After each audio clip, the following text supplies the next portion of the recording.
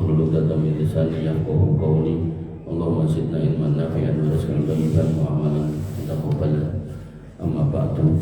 Bapak Ibu yang dirahmati Allah, alhamdulillah puji syukur kita aturkan kepada Allah Subhanahu wa taala yang masih memberikan nikmat kepada kita, nikmat Islam tentunya yang harus kita jaga di atas ilmu yang itu kemudian menjadi hakikat takwa, wabil khusus akidah, dan kita menggunakan kitab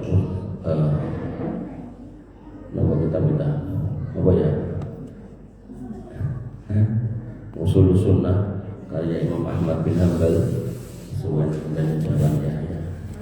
Dan kita dalam pembahasan ciri-ciri hari kiamat, yaitu munculnya Dajjal, Ya'juj Ma'juj, Nabi Isa. Dan Dajjal sudah kita bahas, kemudian kita membahas Nabi Isa. Dan Nabi Isa pada pembahasan yang lalu kita sudah bahas, seingat saya, yaitu Nabi Isa bisa berbicara ketika masih kecil. Dan kemudian Bapak Ibu yang dirahmati Allah Subhanahu wa taala, pada malam hari ini ya, temanya adalah bahwasanya Nabi Isa dibantu oleh Rohul Kudus. Jadi kalau mereka ahli kitab, orang-orang Nasrani meyakini bahwasanya Allah di langit itu adalah Allah, atau dengan bahasa mereka Allah Bapa. Dan begitu kemudian menjadi firman turun, itulah yang kemudian mereka sebut sebagai Roh Kudus, firman. Dan begitu sampai di muka bumi, itu yang disebut dengan Allah Anak atau Tuhan Anak atau Yesus itu sendiri. Makanya Bapak Ibu yang dirahmati Allah Subhanahu wa taala, tiga keadaan ini ya, ditegaskan oleh Allah Subhanahu wa taala. Laqad kafara alladziina qalu innallaha salisu salasa. Sungguh telah kafir orang-orang yang menyatakan bahwasanya Allah itu satu dari tiga. Dan penjelasannya, singkatnya, ringkasnya, bahwasanya Allah tetap ada di arasnya sana bersemayam, dan yang turun dalam bentuk Roh Kudus itu bukan Allah, tapi ya Roh Kudus itu sendiri, yaitu Jibril. Dan itu oleh pendeta yang pernah ditemui Nabi SAW bersama pamannya Abu Thalib, itu yang kemudian disebut dengan Namus. Jadi Nabi Muhammad pernah dilihat oleh pendeta, seorang pendeta Nasrani. Namanya siapa? Yahya. Gue sama sarjana ini contoh sendiri. Kalau guru aku mau berapa? Coba. Warokoh itu Naufal. Aku berapa? Nah, Warokoh itu Naufal yang kemudian melihat Nabi Muhammad SAW dan kemudian mengatakan kepada paman beliau, ini orang kalau misal umur saya panjang dan dia bertemu dengan Namus, yaitu yang selalu menjumpai para nabi-nabi yang lalu, maka kalau umur saya panjang, saya akan menemani dia berjuang bersamanya. Dan orang Ibn Nawfal ini masih berkerabat dengan Khadijah bintu siapa? Khadijah bintu siapa? Khuwailid. Ya, Khadijah bintu Khuwailid. Nah, Bapak Ibu yang dirahmati Allah Subhanahu wa taala, disebutnya dengan istilah Namus. Nah, lalu bagaimana Al-Quran menjelaskan? Karena Rasulullah menyampaikan Nabi belum diangkat menjadi Nabi atau Rasul, dan otomatis belum ada Quran, ya tahu. Nah, sekarang kita lihat kedudukannya. Siapa itu Rohul Kudus? Disebutkan pada Quran surat Al-Baqarah ayat 87. Walaqad atayna Musa al-kitab wa qaffayna min ba'di. Dan sungguh kami telah memberikan kitab Taurat kepada Musa. Kemudian dan kami susulkan setelahnya Rasul-Rasul bir Rasul. Nanti Musa dan sekitar Rasul dan Rasul-Rasul. Wa atayna Isa bin Maryam al-bayyinat, dan kami berikan juga kepada Isa bin Maryam itu bukti-bukti kebenaran. Dia bisa kitabnya, bisa mukjizatnya banyak. Kemudian wa ayyadnahu bi ruhil qudus, dan kami perkuat dia dengan Ruhul Kudus. Berarti ada dua. Karena tadi dengan skema 3 tapi 1 itu mereka mencoba menjelaskan bahwasanya ketika seorang manusia A itu di rumah sebagai bapak, nanti ketika dia kerja sebagai pegawai di kantornya atau di tempat kerjanya, ketika di masyarakat mungkin dia sebagai RT atau ketua takmir, makanya satu orang profesinya 3. Berarti subjeknya 1 gitu. Nah, yang langit Tuhan Allah Bapa itu begitu turun itu Roh Kudus atau firman, begitu firman sampai di muka bumi, maka itulah jadinya Tuhan Anak itu. Nah, pertanyaannya, apakah 1 atau 3? Nah, mereka menyatakan ya 3 ya 1, sosok 3 ya 1 gitu. Tapi Al-Quran menyebutkan bahwasanya kami kirim Isa sebagai 1 subjek.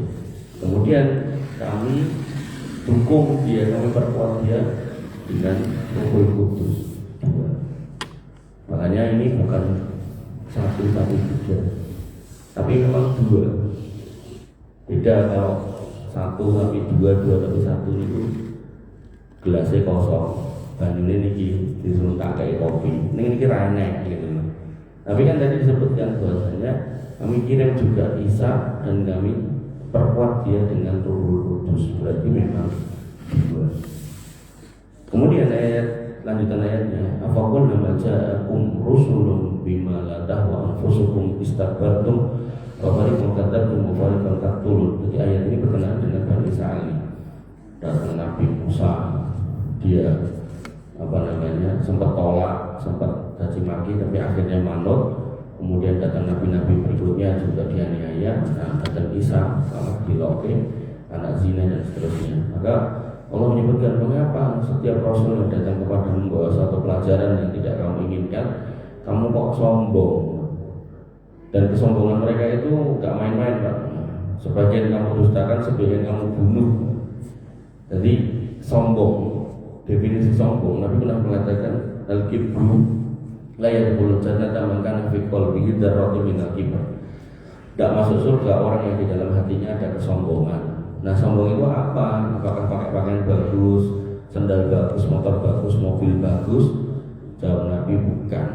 Al-kibru batarul haqq wa qumduna. Sombong itu kalau ada kebenaran dikasih tahu gak mau, terus suka meremehkan orang lain. Terus ngeyelan gitu kan, bodoh sisa gitu. Nah, pinter punya argumen, ngeyel itu masih diskusi lah, perdebatan, bisa khilafiyah di dalamnya. Terus bodoh kan darahnya ngeyel, angel gitu kan, terus ngeloke gitu kan. Kowe iki sapa cah ini sore gitu.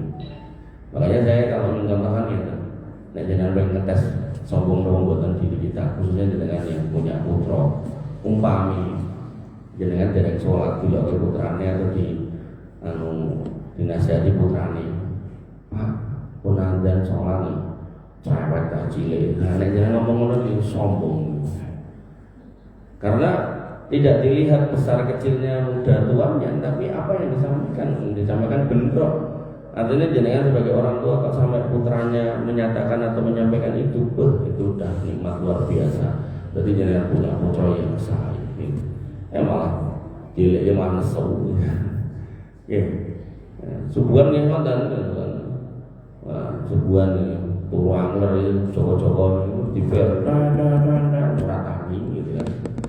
Padahal wajah subuh gitu, nanti belen itu kalau dari banter yuji ratani.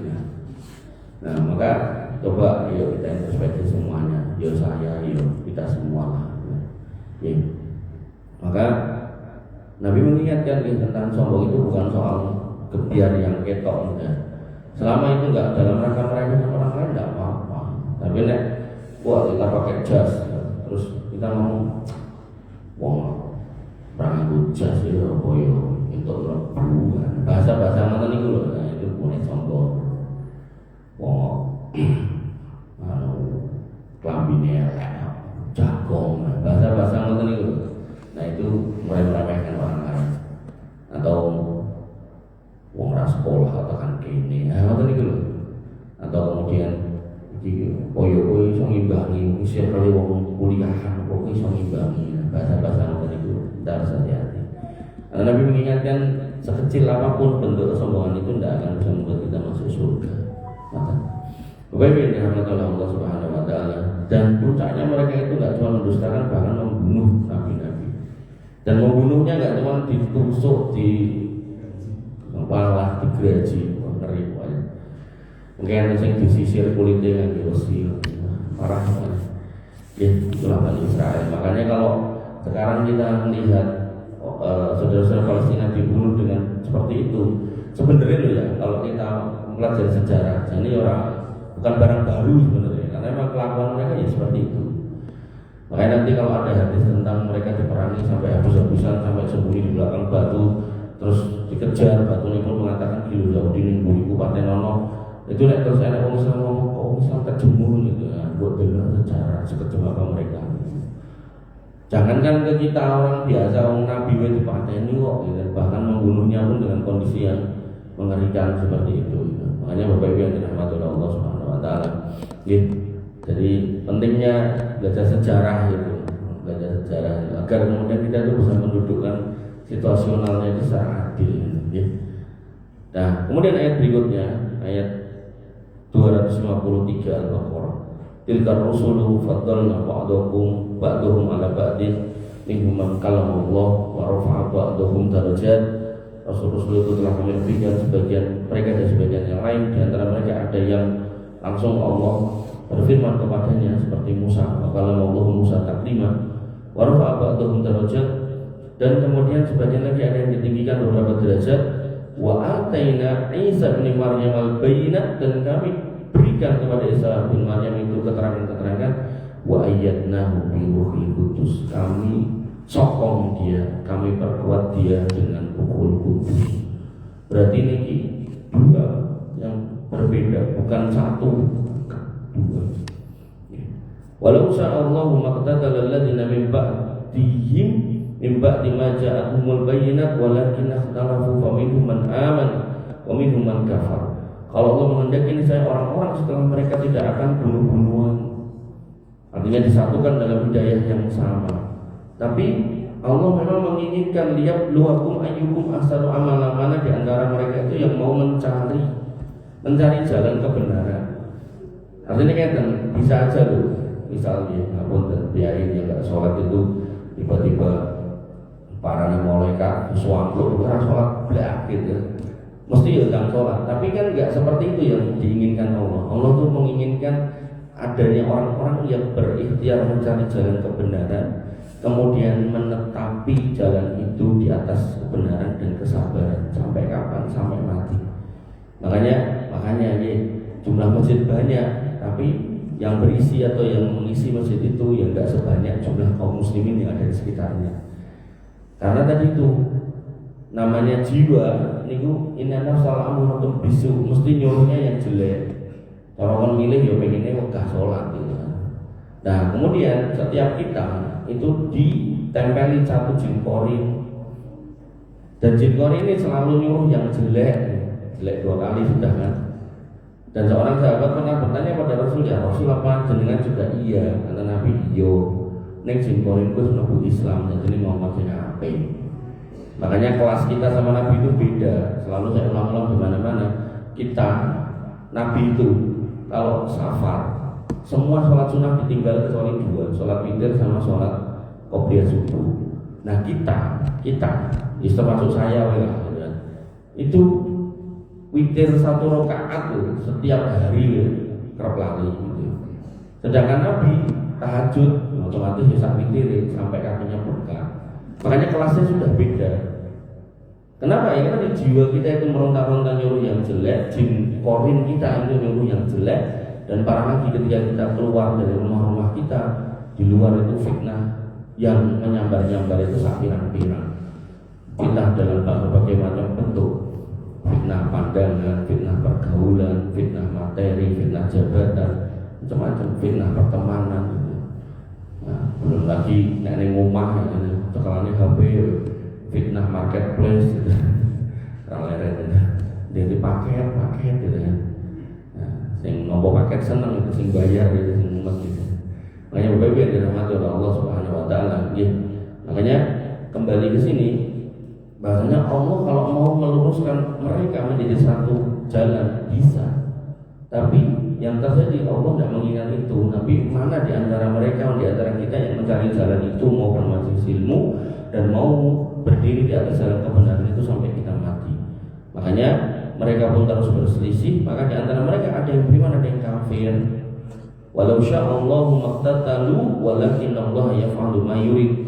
Kalau Allah menghendaki tidaklah mereka saling bunuh-bunuhan, tapi Allah membuat menurut kehendaknya. Makanya dalam konteks hari ini yang kita lihat di Palestina dan sekitarnya, maka bisa aja sebenarnya orang Yahudi itu dibikin masuk Islam semua. Tapi kan Allah sudah menegaskan di dalam surat Al-Bayyinah, apa itu? Lam yakunil ladzina kafaru min ahlil kitab wal musyrikina munfaqina hatta ta'tiyahumul bayyinah. Mereka itu sebenarnya nggak akan kemana-mana. Seperti itulah kondisi mereka agamanya. Mereka tetap akan teguh di atas akidahnya sampai dan Al-Bayyinah. Apa itu? Rasulullah inallah yatlusuha mutahharah. Datangnya Rasul yang membawa kitab yang suci, lembaran-lembaran yang suci, yang dijelaskan fiha kutubun qayyimah, dijelaskan tentang jalan yang lurus, jalan hidayah itu ini loh. Nah begitu itu datang, wa ma tafarraqal ladzina utul kitaba illa min ba'di ma ja'atuhumul bayyinah. Mereka berpecah belah. Ada yang ikut, ada yang tidak. Saya sering contohkan gini, ada 10 orang pemuda tukang mendem, sing loro atau sing 3 ngaji tobat, gak mau lagi mendem, otomatisnya gak mau mendem, gak mau lagi kumpul sama temennya yang 8. Niku mungkin kira-kira sing dilok kelek iki kira-kira sing 8 apa sing 3. Tahu, saya ngomong ngelokke sok suci kowe ustaz tau kowe saiki. Sok ngalim. Nah, pertanyaan saya, sing salah sing 8 apa sing 3? Pak. Kenapa timbangan kita jelas, mabuk dosa gitu. Makanya orang-orang kalau nggak didatangkan Rasul, mereka bersatu di atas kesesatan. Begitu datang Rasul membawa kita, mereka ada yang memilih jalan kebenaran, ada yang nggak mau. Ya sudah, itu memang sunatullahnya begitu. Makanya panjenengan yang hari ini istiqomah, ya nggak usah ngelirik yang orang nggak istiqomah gitu. Enak ya kayak sholat gitu, kayak nggak usah dilirik. Kalau memang jenengan sudah di atas kebenaran, di mana kebenaran itu dibangun di atas ilmu, di mana ilmu itu tegak di atas ayat dan hadis, bismillah, itu yang jenengan lampaui, itu yang namanya istiqomah. Jangan bolak-balik. Apun kenapa lagi sudah sepuh, sudah mau nyari apa? Kita tetap akan bertemu dengan Allah Subhanahu wa taala. Makanya Allah mengingatkan kepada kita, ya ayyuhan nasu ubudu rabbakumul ladzi khalaqakum wal ladzina min qablikum la'allakum tattaqun. Hei menungso kabeh, manusia semuanya, sembahlah Rabb kalian yang menciptakan kamu dan orang-orang sebelum kamu. Orang sebelum kita sudah pernah ada dan sekarang sudah enggak ada. Hari ini giliran kita ada dan sebentar lagi nggak ada. Maka orang dulu yang dulu pernah ada dan sekarang nggak ada, kalau mereka memilih jalan yang salah, yang mereka menyesal sampai hari kiamat karena jalannya salah. Makanya kita sebagai orang yang hari ini ada dan sebentar lagi nggak ada, maka jangan pernah salah pilih jalan, karena kesalahan kita akan menghadirkan penyesalan. Makanya nanti Allah dalam hadis qudsi mengatakan, hei manusia, lau anna insakum wa jinnakum, kalau sekiranya kalian manusia dan jin kalian dari yang pertama sampai terakhir berkumpul di atas hati yang sama, hati orang yang paling bertakwa, maka itu tidak akan menambah kemuliaan Allah sedikit pun. Sebaliknya ketika kalian manusia pertama sampai terakhir, jin pertama sampai terakhir kumpul di atas hati orang yang paling jelek, hatinya sama semua kayak Fir'aun semua, nggak mau nyembah Allah, maka itu juga nggak akan mengurangi kemuliaan Allah sedikit pun. Pramila, bukan kita yang butuh, bukan Allah yang butuh kita, tapi kita yang butuh Allah. Sholat dan tidaknya kita nggak akan berpengaruh pada Allah, karena itu maka mending kita yang sholat.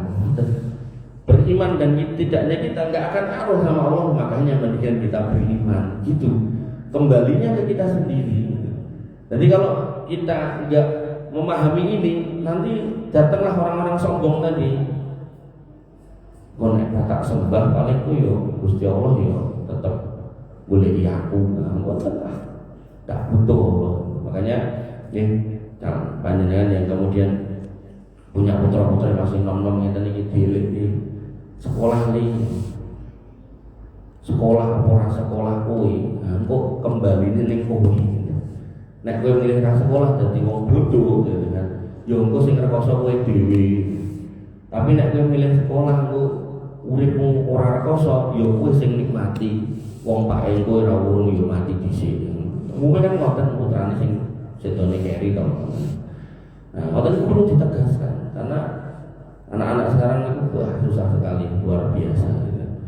Karena pengaruh HP, pergaulan dan seterusnya.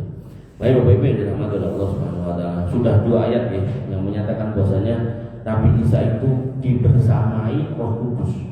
Yang menunjukkan ini 2 subjek yang berbeda, bukan satu, bukan. Kemudian qala Allah ya Isa, Al-Maidah ayat 110, ya Isa bin Maryam, uzkur nikmati allati alaika uzkur nikmati alaika wa ala walidatika id ayyatuka bi ruhil qudus tukallimun nasa fil mahdi wa kahla. Dan ingatlah ketika Allah berfirman kepada Isa putra Maryam, hai Isa putra Maryam, ingatlah nikmatku kepadamu dan kepada ibumu sewaktu aku menguatkan kamu dengan Roh Kudus. Jadi bukan Roh Kudusnya masuk ke dalam dirinya, bukan. Atau kemudian dia adalah jelmaan Roh Kudus, ya bukan. Jadi kamunya ada, ya ada Roh Kudus yang nemenin gitu loh. Kemudian tukallimun nasa fil mahdi wal kahla, dan kau dapat berbicara kepada manusia di waktu masih dalam buaya dan setelah dewasa. Wa idh allamtukal kitab wal hikmah wa tawrata wal injil. Dan ingatlah ketika aku mengajarkan kamu tentang Alkitab dan hikmah. Jadi nanti dalam bab Quran itu Alkitab dan hikmah itu Alkitab kembali ke Quran, hikmahnya kembali ke Sunnah. Maka ini karena konteksnya adalah Isa, maka Alkitabnya adalah Taurat dan Injil. Isa memang mendapatkan Injil, ya. Tapi Isa juga mengatakan aku tidak datang untuk menghapus satu titik pun dari Taurat. Sehingga yang terjadi bahwasanya Isa bin Maryam juga meneguhkan Taurat di muka bumi. Makanya Bible, Alkitabnya orang Nasrani hari ini itu dibagi 2. The Last Testament inilah yang disebut Taurat, Perjanjian Lama. The New Testament inilah yang kemudian disebut Perjanjian Baru atau Injil itu sendiri. Hanya Bapak Ibu yang dirahmati oleh Allah, di dalam Quran juga ditegaskan yang seperti itu. Wa idh qala Isa bin Maryam li bani Israil, dan ingatlah ketika Isa bin Maryam, Isa putra Maryam berkata kepada Bani Israel, ini Rasulullah ilaikum, aku itu Rasul Allah untuk kalian, bukan Tuhan, Rasul Allah untuk kalian. Musaddiqan lima baina yadayya wa mubassiran bi rasuli ya'ti min ba'di ismuhu Ahmad. Aku datang untuk membenarkan kitab yang ada di antara kita, yaitu apa? Taurat, dan memberi kabar gembira akan datangnya manusia berikutnya yang disebut dengan Ahmad, Rasul berikutnya yang disebut dengan Ahmad atau Muhammad. Makanya hukum-hukum Taurat itu sebenarnya harusnya dipakai oleh orang-orang Nasrani. Termasuk hukum Taurat di dalamnya tidak boleh makan babi. Dan ketika kita ngomongkan larangan makan babi, nah zaman dulu ya kita cuma berbekal sami'na wa ata'na. Ketika dilarang makan babi ya kita sami'na wa ata'na, udah. Tapi Pak, ilmu pengetahuan semakin kesini mengungkap kenapa kok babi itu sebaiknya tidak dimakan. Nah ilmu pengetahuan 20-30an tahun yang lalu itu masih mengatakan babi itu dagingnya banyak cacing pita. Betul, daging babi dicuil pakai mikroskop diinggok itu penuh cacing pita, benar. Tapi itu direbus dengan metode tertentu udah mati gitu. Tapi ada hal yang diapa-apain nggak akan bisa, dan itu jadi hal yang jelek. Itu soal transplantasi organ. Babi sama manusia itu DNA-nya hampir mirip, bukan sama, hampir mirip. Nah dengan metodologi keilmuan bioteknologi sekarang, DNA itu bisa kemudian dibikin semakin mendekati mirip. Nah yang terjadi apa? Maka DNA yang mirip itu kemudian dimasukkan ke rahimnya seekor babi indukan, terus lahirlah babi dengan DNA yang mirip dengan manusia. Nah, si babi yang DNA-nya mirip dengan manusia nanti organnya itu mirip kaya menungso. Jantungnya mirip, pokoknya kabeh-kabeh mirip, ginjalnya mirip. Sehingga orang yang manusia yang ginjalnya rusak itu tinggal dicopot ginjalnya diganti ginjal babi, selesai. Nah, sehingga ketika manusia memakan binatang yang DNA-nya mirip, itu nanti akan menghasilkan penyakit yang tidak ada obatnya. Nah, perkloningan babi, proses transplantasi seperti ini itu belum masif. Nanti nek masif sudah banyak, gitu kan. Maka dikhawatirkan muncul penyakit-penyakit yang tidak ada obatnya. Jadi paribasane koyo menungso makan menungso gitu loh.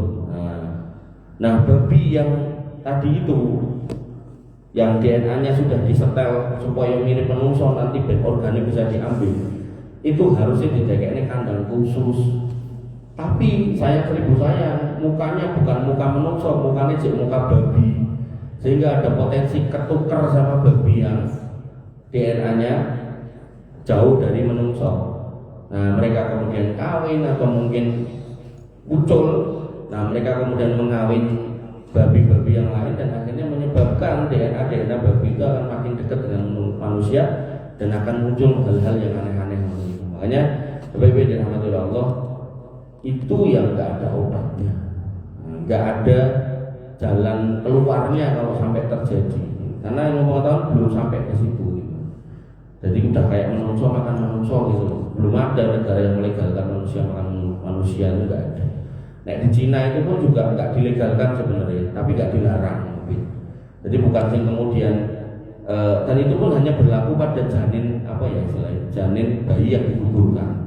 Jadi mereka punya keyakinan, itu mau kabehnya aneh-aneh kok. Jadi keyakinan mereka itu satu, ngomongnya nek mangan plasenta itu tambah awet nom. Gitu. Makanya di sana itu yang dilegalkan itu menggugurkan janin. Begitu janin digugurkan, dikelumpukin, diubah, besok dipangan. Nah, terus nanti ada orang-orang yang bikin buku, katanya kalau organ kita itu rusak, itu ben mari itu kan mangan organ sing podo. Dari siapa? Dari manusia otomatis. Pokoknya aneh-aneh orang-orang kafir itu. Nah, nanti dengan adanya DNA babi yang mirip manusia ini, itu menjadi solusi. Mereka makan itu kalau mau makan, atau kalau nggak mau makan, sesuaikan makan toh. Maka tinggal organnya dipotong diganti. Nah, yang seperti ini nggak ada obatnya itu. Jadi kayak manusia makan manusia. Nah, Bapak Ibu yang dirahmati Allah Subhanahu Wa Taala. Kemudian berikutnya lanjutan ayatnya, wa ittakhluqu minat-tini ka hayati tayri bi'idni fatanfuhu fiha fatakunu tayran bi'idni. Dan ingatlah ketika engkau membentuk dari tanah berupa burung dengan izinku, kemudian engkau meniupnya, lalu jadilah dia seekor burung yang semuanya itu dengan izinku.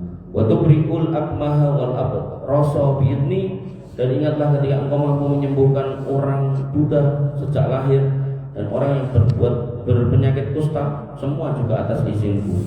Wa itukhrijul mauta bi'idni. Dan ingatlah ketika engkau mengeluarkan orang mati dari kubur menjadi hidup. Gugah wong mati di kuburan, tangi. Nah, di kuburan sudah digugah, otomatis yang belum dikubur dia bisa. Tapi bukan karena Isanya ini sebagai Tuhan, bukan. Karena dia diizinkan Allah. Nah, ini dulu garis bawah ini Makanya nanti ya, ketika ada yang mengklaim Isa ini Tuhan karena nggak punya ibu, ingat, dengan harus ingat Adam itu nggak punya bapak, nggak punya ibu. Isa nggak punya bapak, Adam nggak punya bapak, nggak punya ibu. Ketika nanti ada yang mengklaim Isa itu bisa disebut Tuhan karena bisa menghidupkan orang mati, dengan harus ingat nanti akan muncul Dajjal yang bisa menghidupkan orang mati. Sehingga yang harus dipahami Bapak Ibu yang dirahmati oleh Allah, itu semua hadir bukan karena mereka ini Tuhan, tapi karena mereka ini makhluk Allah yang diberikan kemampuan oleh Allah atas izinnya. Makanya dari tadi diulang-ulang bi'idni. Kamu bisa hidupkan burung dari tanah remet-remet jamu dari manuk, izinku. Kamu bisa menyembuhkan orang buta dari lahir buta, Ulah gimana caranya, apa di damu apa diludahi saya nggak tahu. Wih atas izinku kata. Kamu bisa menyembuhkan orang kusta. Kusta itu yang penyakitnya marai driji protol itu sampai beruntung itu yo atas izinku. Kamu bisa membangunkan orang mati yo atas izinku. Ini jenengan harus garis bawah. Pramila jenengan mungkin nek ketemu dukun sakti kaya sakti diopong ra kopong, dibacok ra mempan, terus panganane beling gitu kan. Mbuh mungkin nek metu pemburi sing metu beling napa-napa ora mudeng. Nah, niku bukan karena dia hebat, bukan, biizni lagi karena izin Allah. Ngoten. Nah, terus jenengan jangan kemudian aku karo ustaze kon sabar loro, ternyata ya ora mati-mati, ya ora mari-mari. Koncoku malah nang dukun mari, terus nipir. Ampun. Walaupun ketemu obatnya, ketemu kesembuhannya, tapi itu bukan kesembuhan yang baik dan benar. Lebih baik sabar di atas sakit daripada harus sembuh di atas syirik. Bapak yang dirahmati Allah, wa id kafaftu bani Israila anka id ji'tum bil bayyinati faqala alladziina kafaru minhum in hadza illa sihrun mubin. Dan ingatlah ketika aku menghalangi Bani Israel dari keinginan untuk membunuhmu. Jadi Isa itu termasuk yang mau dibunuh. Tapi caranya nggak kayak nabi-nabi yang lain. Nabi-nabi yang lain langsung dicekal, digorok, dicekal, digeraji. Nah, Isa bin Maryam mereka membuat fitnah kepada Isa yang disampaikan kepada penguasa pada waktu itu bangsa Romawi yang kebetulan belum beragama Nasrani. Disampaikan gelo teko dukun, gelo teko pemecah belah menungso, gelo teko orang yang akan mengancam eksistensi negaramu. Nah, akhirnya ditangkap, singkat cerita dihukum, divonis hukuman salib gitu. Nah, di sini disebutkan dikala engkau mengemukakan kepada mereka keterangan yang nyata. Jadi disampaikan doa aku lo nabi Allah, aku lo rasul Allah, ditolak. Penolakannya kenapa? Karena satu, dia membawa kitab yang baru, walaupun jane isinya tidak menghilangkan kitab yang lama sebenarnya, niku ditolak. Kedua, parah lagi, dia lahir dari seorang wanita nggak punya bapak. Wah, itu tambah. Wong Yahudi itu kan mau gandeng wong pinter. Wong pinter itu senengnya sesuatu yang cetok. Nek sing samar gitu dia langsung mengatakan kuwi berarti keliru. Padahal ya, dalam bab keimanan nggak selalu hitam itu harus dikatakan hitam. Dalam kondisi tertentu, kalau memang akal kita belum nyampe, ya sami'na wa amanna, kami dengar dan kami iman. Di sana poniku tentang apa? Isra Mi'raj. Isra Mi'raj itu kalau dipikir-pikir nggak bisa diterima akal. Jangankan dulu, sekarang aja kadang orang itu nggak dikasih tahu gitu. Sebagian dosen agama loh, itu kadang itu ngomong gini, itu jangan difahami Nabi itu berpindah secara fisik. Itu kamu pahami sebagai perpindahan yang sifatnya keimanan. Bagaimana ada proses, pokoknya ngomongannya mundur-mundur nanti itu. Padahal apa? Gak pernah ada penjelasan seperti itu. Penjelasannya simpel. Nabi pindah dari Mekah ke Baitul Maqdis, dari Baitul Maqdis naik ke langit ke-7, dilanjutkan Sidratul Muntaha, dapat wahyu, sholat 50, singkat cerita minta pengurangan sampai 5, terus turun nih. Physically, secara fisik, bukan rohnya.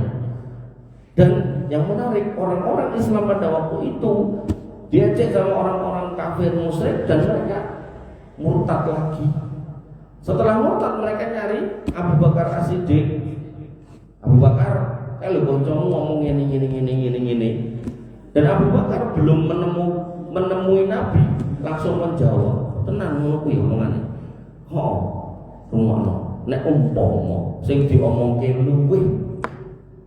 luweh tinimbang kuwi, luweh gede, luweh ra masuk akal meneh, aku ya tetap iman. Nah, makanya itu yang kemudian menjadikan beliau digelari As-Siddiq, As-Siddiqul Akbar, orang yang selalu membenarkan Nabi SAW dan tidak ada syarat tanpa syarat.